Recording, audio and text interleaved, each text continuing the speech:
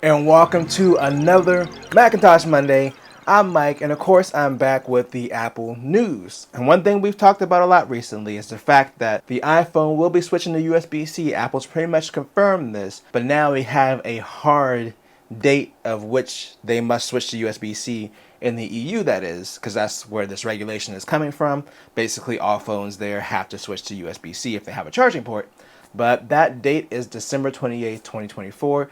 So obviously, if we're looking at Apple's upcoming releases, which are typically around September, it could be next year's iPhone 15 or it could be the 16, depending on if they do an S again, which they haven't done an S in a while when I think about it. But either way, it'll be the next phone or two. Probably they'll have USB-C. And of course, the other rumor was that the regular iPhone, like the regular iPhone 15, might still have the same transfer speeds as Lightning, so basically USB 2.0, whereas the Pro would get USB 3.0. It would make sense if it was next year's phone, so that way they have a whole year to have those phones in the market in the EU before that December 28th deadline hits in 2024. So I think possibly we'll see USB-C on next year's iPhone. It's not enough for me to personally upgrade. I'm really happy with the 14 Pro. I think the 14 Pro might actually be a 3-year phone for me. The last 3-year phone for me was the iPhone 4, so that's how much I actually like this phone. But we'll see what comes out of this whole USB-C thing, but we do have a firm date if they are to comply with the EU that they will have to have that done by. You know who doesn't want to comply? Tim Sweeney of Epic Games. I know some people that follow Apple stuff don't really follow gaming. I cover this extensively on my other channel, Mike Techs It Out, because it's more gaming focused, but there's been this ongoing thing with Apple and Epic Games. But essentially a few years ago, the game Fornite was on Apple's App Store and Google Play Store, but they purposely violated the rules for those stores, and essentially they added their own payment method, which obviously on Apple's App Store isn't allowed. And they also made it cheaper if you paid directly through them than using the built-in payment method. So as a result, Fortnite was pulled from the App Store. It's been gone from the App Store since then. The only way to really play it on iPhone is technically you can stream it through xCloud, which is a web app. So there's no way to officially play it like through an app on the App Store. But they did the same thing with Google, which has similar payment rules, and Google also pulled them from the Google Play Store. On Android, it's a little bit different because there are other stores, like Samsung has their own store, for instance, which I believe still has Fortnite in it. And then also you can just straight up sideload apps on Android. The only way to do an app outside the App Store on the iPhone is to do a web app. So essentially, this happened. Epic played it very strategically.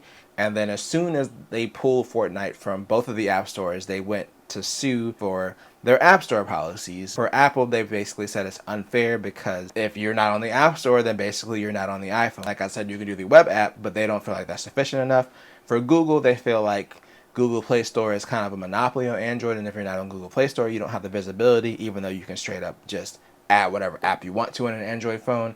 But a lot of people do install apps from the app stores. The reason I went through this whole backstory about it is there was a ruling last year in September on the whole Epic versus Apple case, where basically Epic wanted to say that they were a monopoly and they basically wanted to be allowed to install their own app store on the iPhone. So obviously that was shot down, but the judge did rule against Apple and said that they basically had to allow apps to point customers towards third-party payment methods, which they were not allowing before. So they did make things a little bit more fair for people who have apps on the App Store that don't want to use Apple's payment methods. But ultimately, Epic didn't get what they want. That's why Fortnite's still not on the iPhone. But recently, Tim Sweeney, the CEO of Epic Games, has said this isn't over. So immediately after the ruling, they did appeal. Both them and Apple appeal, because I guess Apple wasn't 100% happy with the ruling either, even though they mostly, in my opinion, got out scot-free on the whole thing, aside from having to allow app developers to be able to point to a third-party payment method. But essentially, the judge said that the way Apple's App Store setup is not a monopoly. So to me, they had a bigger victory. But both of them are appealing, and Tim Sweeney has basically said that he's not giving up the fight against Apple. And essentially, he said that the iPhone should have been set up the same way that the Mac is, where it's decentralized. You can install whatever application you want to on the Mac. You can just go to a website and download it, or there is a store where you can download and install apps as well. So in Tim Sweeney's opinion, that's what he wants. It's weird because he's also suing Google, which you can do that on Android. The argument doesn't make as much sense. I don't think Tim Sweeney's going to 100% get what he wants.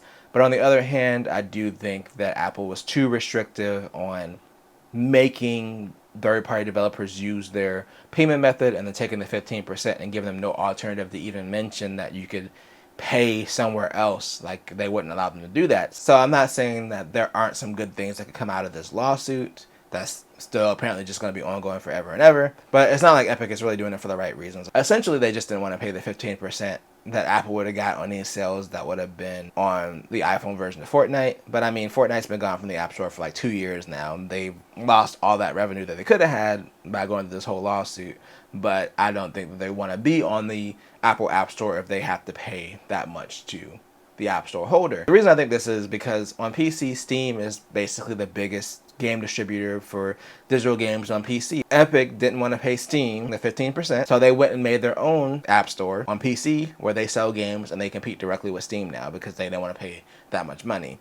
And they do take less of a cut on their store, and they've cut exclusive deals to get games in their store. So on PC, where it's a more open landscape, they're able to just make another app store and compete directly. But on iOS and even on Android, that's a lot harder to do. I mean, on the iPhone, it's pretty much impossible. So I think that's what they want. They want to be able to make their own store or distribute the app their way so they don't have to pay any of those fees. The other thing that he mentions in this article is the whole threat of removing Twitter from the App Store. And he says how it's not fair that like Apple and Google control free speech apparently, and that's going to be an issue as well. And there's a whole deeper conversation we could have about this that I just don't feel like getting into. But essentially, they can't do what they did with Steam on the PC. That's why they're involved in these lawsuits with Google and Apple right now, which apparently is just going to continue, I guess, until Tim Sweeney gets what he wants. And speaking of Steam, in our final story, there were some curious findings on the Steam hardware survey. And I know what you're thinking, why are we talking about Steam again and Apple doesn't do that much with gaming? Well, whenever you install Steam on a computer, it gathers information about that computer, and there were 2 Macs listed there that we had not seen before. So they're listed as Mac 14,6 and 15,4,